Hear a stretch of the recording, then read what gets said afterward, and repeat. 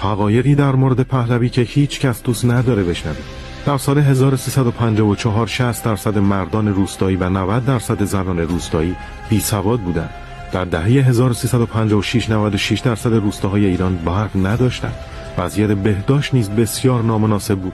به رغم افزایش تعداد تخت‌های بیمارستان، کلینیک‌ها، پزشکان و پرستاران، ایران در سال 1356 بدترین نسبت پزشک به بیمار را در میان کشورهای خاورمیانه داشت. همچنین بالاترین نرخ مرگ و میر نوزادان و کودکان و پایین‌ترین نسبت تخت بیمارستان به جمعیت به ایران تعلق داشت. در حوزه تغذیه نیز شرایط بسیار وخیم بود.